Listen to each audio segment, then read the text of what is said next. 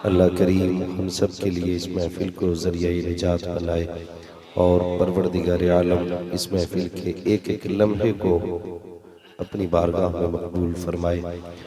अभी आपने देखा, मैं तो ये समझता हूँ कि भाई अख्तर रज़ा साहब ने 2 मिनट में वो काम कर दिया, लोग 2-2 घंटों में नहीं कर पाते हैं। मेरे हिसाब से तो अब सलाम भी हो जाता तब भी वो चंद शेर ही काफ़ी है। अल्लाह सलामत रखे। और देखिए रंगे, मैं तो सोच रहा था कि उड़ीसा में एक ही मलंग है, लेकिन आज पता चला 2-2 मलंग हैं। हाँ, अल्लाह सलामत रखे। और ये इश्क के रंग हैं, जब चढ़ते हैं तो फिर चढ़ ही जाया करते हैं। आपने भाई नदीम रजा फैजी से सुन लिया कि रमज़ान आने वाला है। बिल्कुल बिल्कुल समझ गए ना, रमज़ान शरीफ आने वाला है, तैयारियां करनी है पूरी पूरी इंशाअल्लाह। और रोज़े रखने का ख़ास एहतमाम करना है। उनसे भी पहले बहुत ही जामे माने खिताब मुस्लिह कौम व मिल्लत मुबल्लिग़ मसलक आला हज़रत नाशिर मसलक आला हज़रत मेरे बड़े अजीज़ दोस्त हज़रत अल्लामा मौलाना सरताज रज़वी साहिब क़िबला दामज़िल्लहुल आली से आपने मुकम्मल गुफ्तगू सुनी। मैं समझ सकता हूँ कि इनकी गुफ्तगू के बाद अब शायद किसी मज़ीद गुफ्तगू की ज़रूरत नहीं होगी इस टॉपिक पे बात करने के लिए, इसलिए कि उन्होंने दूध का दूध पानी का पानी कर दिया। और अब ज़रूरत है हक़ को कबूल करने की। तो मैं बस इतना कहूँगा, जो 2 रोटियाँ खाते हैं तो सही फैसले भी कर सकते हैं।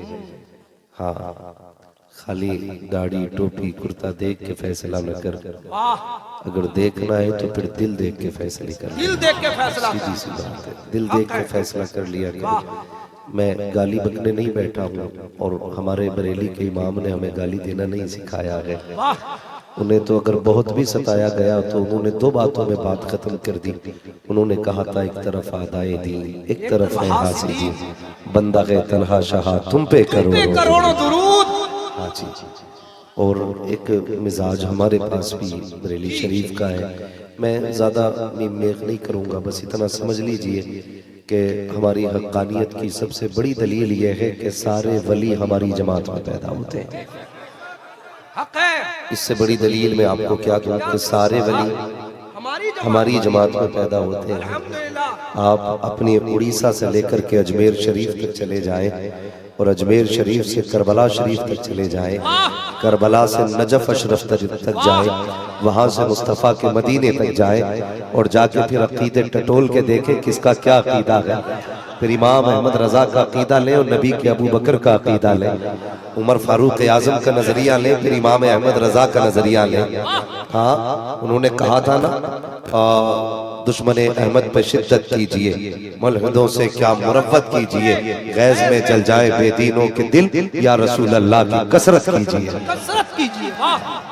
तो इस बात पे ना कई सारे लोग ना 2 टांगों के इंसान ही है, वो भी चिढ़ जाते हैं, लो जी बरेली वालों ने तो खाली गोली चलाना सिखाया।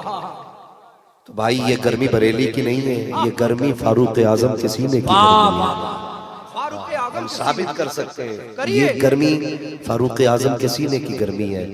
हाँ भाई, हुजूर की मस्जिद है, कई बार झगड़ा हो जाता है। ये आप बड़े सीधे लोग हो, आपको 2 बातें बताई जाती हैं, दुरूद फाता सलाम, सही बात। यही बातें हमें बताई जाती हैं। कुरान से दुरूद फातिहा साबित करो, कुरान से तीजा 40वां साबित करो, झगड़ा इस पे है ही नहीं। ये तो अमरे मुस्तहब है, कर लेगा तो फायदा मिलेगा। हाँ भाई, अगर नहीं पढ़ना है ना तुझे खड़े होकर सलाम तो मत पढ़, बैठ के पढ़ ले, पढ़ तो ले, पढ़ तो ले। मसला इसका है पढ़ना, पढ़ना। तो ये हमें सीधे साधे लोगों को ना कभी कभी लोग बात कह के दिमाग हमारा ना डाइवर्ट करते हैं इधर से उधर। कहते हैं देखो जी सुन्नियों को क्या पढ़ा, ये चने पढ़ते हैं और फाता होती है, उससे क्या होता है, रोटियां जाती हैं, उससे क्या होता है। बात ये नहीं है, बात ये नहीं है। अभी मुकम्मल गुफ्तगू आपने अल्लामा सरताज साहब से सुन ली है। मसला इसका नहीं है, मसला बुनियादी जो है अकाईद का है। और हम तो सीधी सी बात कहते हैं, हमसे कह रहा है देखो वो दाढ़ी वाले, तुम भी दाढ़ी वाले, वो भी टोपी वाले, तुम भी टोपी वाले, तुम टोपी वालों को टोपी वाले काफिर कहते हो, दाढ़ी वालों को दाढ़ी वाले काफिर कहते हो। हम कहते हैं कुरान पढ़ी तो कुरान ने कहा है वमिनन नासी मन यक़ूलु आमन्ना बिल्लाहि व बिल यौमिल आखिर, पूरी तफसीर पढ़ डाली है कुरान पाक की, पता चलेगा। याद रखिएगा, दाढ़ी से पहचान नहीं होती है, टोपी से पहचान नहीं होनी है, ये भी ख्याल रखिएगा। सिर्फ दाढ़ी काफी नहीं है, सिर्फ टोपी काफी नहीं है। याद रखिएगा, मुस्तफा का होने के लिए ना अबू बकर जैसा अकीदा होना चाहिए। मुस्तफा का होने के लिए अबू सीधी बकर सी बात है। बोले यार तुम दाढ़ी वालों को काफिर कर रहे हो, सुन मस्जिद नबवी है, एक मुनाफिक आके नमाज पढ़ने खड़ा हो रहा, उमर फारूक आजम आ गए और पीछे से आके आपने घूंसा मारा, मुंह के बल गिरा वो हालत है नमाज में, टांग पकड़ के खींच के लेकर के आए बाहर। क्या कर रहा था? नमाज पढ़ रहा था क्या? दाढ़ी वाला था। उमर फारूक आजम खींच के लाए और फरमाया उखरुज मिन मस्जिद नबी सल्लल्लाहु अलैहि वसल्लम, कहा तेरी जगह हुजूर की मस्जिद में नहीं है, बाहर निकल, निकल यहां से। पता चला अगर दाढ़ी रख के दिल में निफाक रखता हो, टोपी पहन के नीयत बांध के खड़ा हो, तो अबू बकर का तरीका ये है, उमर का तरीका ये है, भले चेहरे पे दाढ़ी हो, धक्का मार के निकाल दे और बता दो कि मोहम्मद से वफा तूने तो हम तेरे हैं, ये जगह चीज है क्या लोगों को? नारे तकबीर, नारे रिसालत, अज़मते मुस्तफा, शाने रिसालत। और लड़ने की जरूरत नहीं है। अगर कोई फाका ना खाए तो लड़ना मत। सुने बाबा जी करम, असली शहद की पहचान क्या है? बिल्कुल जरूरी है। असली शहद की पहचान ये है कि कुत्ता शहद नहीं खाता है। अरे वाह, ये असली शहद की पहचान है, कुत्ता शहद नहीं खाता। जब असहाबे राय से पता किया गया ये कुत्ते शहद क्यों नहीं खाते, तो अक्ल वालों ने बताया कुत्ता इसलिए नहीं शहद खाता क्योंकि इस कुत्ते पे दरूद पड़ा होता है, उस पे शहद पे दरूद पड़ा गया होता है। अब पता चला क्योंकि कुत्ता नापाक होता है और शहद को दरूद से बनाया जाता है, तो दरूद की फाता की चीज वही नहीं खाता है जो नापाक होता है। अब अगर कोई छोड़ के चला जाए तो लड़ने की जरूरत नहीं, समझ लेना, समझ लेना किधर वाला है, समझ लेना कुत्ते शहद नहीं खाते, कुत्ते शहद नहीं खाते हैं। हाथ कंगन को आरसी क्या, पढ़े लिखे को फारसी क्या। अभी अल्लामा सरताज साहब ने बताया बिहार में कहता ये बच्चा सब बुला लिया है, कूल का कूल जलसा गड़बड़ कर दिए हैं। हाँ, रात के 2 बजे नंबर दिया जाता जी। और जब अल्लामा सरताज साहब की तकरीर खत्म हुई तो लिपट लिपट के रो रहे थे, लिपट लिपट के रो रहे थे। तो मुझे बात याद आ रही थी, मैला लिबास देख के यूं फैसला न कर, मैं कौन सा दरख्त हूँ ये फल बताए, फल बताए, कौन सा दरख्त हूँ ये हम बहुत छोटे लोग हैं, सही बात, हमारे बड़े मौजूद हैं भी, हम बहुत छोटे लोग हैं, हमारी औकात क्या है, अभी हमारे बड़ों से पाला नहीं पड़ा है, अल्हम्दुलिल्लाह बड़ों से पाला नहीं पड़ा है। अपने घर में मंडी लगाना आसान है, अपनी मर्जी के मुताबिक जबान चलाना आसान है, लेकिन जब पाला आला हजरत वालों से पड़ जाता है ना तो चप्पल छोड़ कर भागना पड़ जाता है। बिल्कुल यही कटक है, कटक बाराबाटी स्टेडियम, चप्पल छोड़ के भागे। नौजवानों मेरी बात याद रखना, यही झगड़ा चल रहा है ना अभी तक। कह रहा वो कह रहा जी मुझे ये सुन्नी जो है ना ये सलाम पढ़ते हैं खड़े हो गए, किस पे पढ़ते हैं सलाम? नबी पर। किस पे? ये पीछे वाले सुन्नी नहीं है क्या? अल्हम्दुलिल्लाह मैं उठा के नहीं भगाऊंगा, मेरा तो ऐलान रहता जिस मशरफ का मसलक का चाय आके बैठ जाए और देख बरेली वालों की बातें कैसी होती है। बात सच्ची लगे ना तो मेरा ईमान है यहाँ से कह के उठेगा मैं मुजरिम हुआ का मुझे साथ ले लो कि रस्ते में गए जा बजा जाने वाले। हम कानों में बात नहीं करते, हम खुल के बात करते, अल्हम्दुलिल्लाह खुल के बात करते। सलाम किस पे पढ़ा जाता है भाई? हुजूर पे पढ़ा जाता है कि नहीं? झगड़ा किसका के खड़े होके पढ़ रहे? हाँ यही झगड़ा है। इस पे ही बात कर ले। अकाईद पे बात की जाए तो नानी याद आ जाएगी, नानी। हाँ, अकाईद पे अगर बात की गई तो नानी याद आएगी। अभी मैं सिर्फ वो कर रहा हूँ जो अहले सुन्नत की पहचान है, जो आशिकों का तरीका रहा है। अभी मैं आशिकों के तरीके पे बात कर रहा हूँ। किस पे पढ़ा जाता है सलाम? मुस्तफा पर, नबी पर। से किस पे? अभी ये इधर वाले लोग नहीं बोल रहे, दीवार इसीलिए लगाई है कि 2 नंबर के लोग उधर और 1 नंबर के। इधर वाले भी बोले किस पे? जिंदाबाद। नबी पे पढ़ा जाता है। नबी कौन है? नबी कौन है?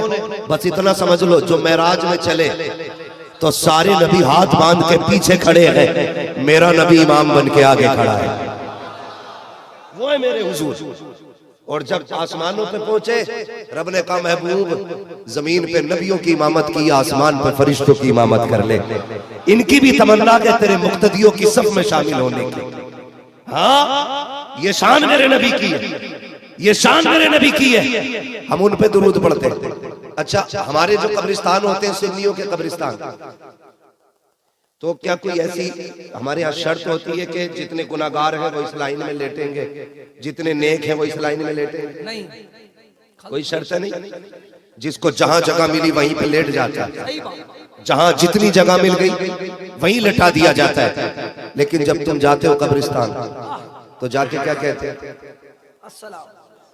अस्सलामु अलैकुम या अहलल कुबूर। बताओ, लेट के कहते हो, बैठ के कहते हो कि खड़े होके कहते हो? खड़े होके कहते हैं। हाँ, क्या इशारा है?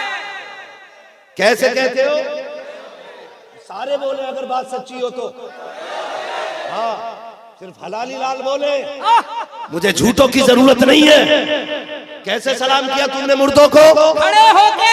तुम कब्रिस्तान के अंदर जाते हो, कहते हो सलाम अलैकुम या अहलल कुबूर। अगर कोई पापी लेटा है उसको भी खड़े होकर सलाम किया, नमाजी लेटा है उसको भी खड़े होकर सलाम किया, पारसा लेटा है उसको भी खड़े होकर सलाम किया, पापी लेटा है उसको भी खड़े होकर सलाम किया। मैंने कहा बैठ के कर का कोई शर्त नहीं है, जैसे चाहो सलाम कर लो। और मुझे बता तो सकी, अगर कब्रिस्तान में बैठ के लेट करके खड़े होकर के कोई शर्त नहीं है तो तुझसे किसने कह दिया कि नबी की साथ में खड़े होकर सलाम नहीं पढ़ा? नारे तकबीर, नारे रिसालत, शाने मुस्तफा, जाने मुस्तफा, अल्लामा मुफ्ती हम्मास किबला मुरादाबादी, दयारे हबीब कॉन्फ्रेंस, सरजमीने मौलवी मोहल्ला। फरमाते हैं इश्क तेरे सदके जलने से छुटे सस्ते, जो आग बुझा देगी वो आग लगाई, जो आग बुझा देगी वो आग लगाई, वो आग लगाई है। आज आग लगी। हाँ, और सोन चल बात आ गई है तो चलते चलते 1 कील और ठोक जाऊं, 1 महीना 1 कील और ठोक दूं ताकि आसानी से कोई खोपड़ी हिला ना सके।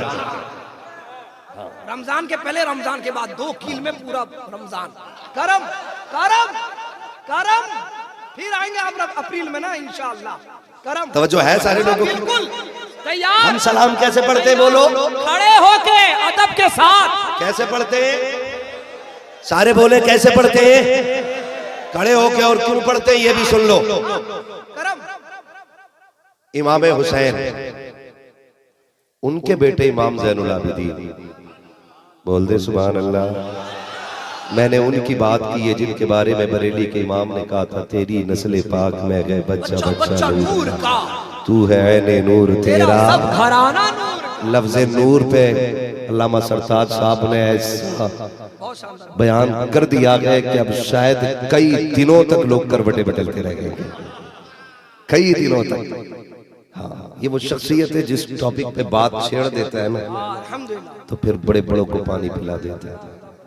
हाँ, ये मत देखना उम्र कम है, इस बहुत कम उम्र में बड़ा काम किया है, बड़ा काम किया।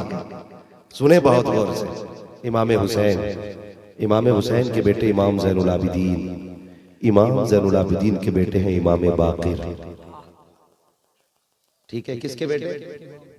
इमाम ज़ैनुल आबिदीन के बेटे इमाम बाक़िर। अब सुने, आपकी बारगाह में एक शख्स आया, आके कहने लगा हुजूर मेरे मोहल्ले में एक शख्स है, उसके पास चंद बाल है, और वो ये कहता है कि ये बाल हुजूर के हैं। अच्छा, उलझन ये है कि पता ये करना है क्या वाकई वो बाल आपके नाना के हैं कि नहीं। अल्लाह अल्लाह अल्लाह, क्या बात है। पहले सवाल की नौइयत आप समझें। मेरे थोड़े बाल काट ले, इनके थोड़े बाल काट ले, अल्लामा सरताज के थोड़े, हजरत के, सैयद साहब के, चलो इनके तो सफेद हो गए, तो काले काले बाल आप किसी के 3-4 लोगों को ले ले, बड़े से बड़ा साइंटिस्ट, बड़े से बड़ा अक्लमंद, बड़े से बड़ा दूरबीन कोई बंदा ला के बैठाओ और फिर उससे पूछो कि इसमें से कौन सा बाल किसका है, वो निकाल के रख, नहीं रख सकता, निकाल देगा कोई? नहीं रख सकता। लेकिन लोग जानते थे जो सवाल कहीं हल नहीं होता वो अली की चौखट पे हल होता है। सुभान अल्लाह, सुभान अल्लाह, क्या बात है। इसलिए कि हुजूर ने फरमाया अना मदीनतुल इल्म व अलीयुन बाबुहा, बाबुहा, मैं इल्म का शहर हूँ, अली उसका दरवाजा, अली उसका दरवाजा है। तो कहने लगे आप ये सवाल हल कर देंगे? फरमाने लगे तू नहीं जानता हम अली के बेटे, अली के बेटे नहीं पता तुझे? कहा जी हुजूर इसीलिए तो आया हूं। फरमाने लगे कल लेके आना, बता दे कि कौन सा बाल मेरे नाना का है और कौन सा बाल मेरे नाना का नहीं है। समझ गए बात? क्या बात है। अगर मैं इल्म पे बात करने लगूं फिर बात लंबी होगी, फिर आप कहोगे कहाँ खोले हैं गेसू यार में खुशबू कहाँ तक है। लेकिन उधर नहीं जाना, सितारे तोड़कर रुक जाऊं ये मुमकिन नहीं, मुझको मेरे राहे तलब को आसमां के पार जाना है। कहने लगे कल आओ, बाल लेके आओ। तो याद रखिएगा अल्लाह वालों के पास दीवानों की महफिलें लगी रहती। अगले दिन वो आया हजरत की बारगाह में एक डिब्बी लेकर के, हुजूर ये है इसमें बाल, ये 7 बाल है, अब आप बताइए इसमें कौन सा आपके नाना का है और कौन सा आपके नाना का नहीं है। ये दोनों बातें याद रखिए, कौन से आपके नाना का है और कौन सा आपके नाना का, सारे कह ले कौन सा बाल आपके नाना का है और कौन सा आपके नाना का नहीं है। आपने फरमाया बस, हाँ, आपने फरमाया 7 बाल निकालो, डिब्बी से निकाल के ढक्कन के ऊपर रखे गए। अब लोग देख रहे पहचान कैसे होनी है। आपने फरमाया सारे खड़े हो जाए, खड़े हो जाए। वाह, आप फरमाते हैं सारे बैठने वालों से सारे लोग खड़े हो जाएं। गुलाम थे सारे और सैयदजादों की कदर जानते थे। यहाँ तो खड़े होने की बात थी, करबला में तो सरों के तोहफे लेके लोग आए थे। उन्हें पता था आले रसूल की कदर क्या होती है, वो जानते थे मुस्तफा की बेटों की शान क्या है। कहने लगे खड़े हो।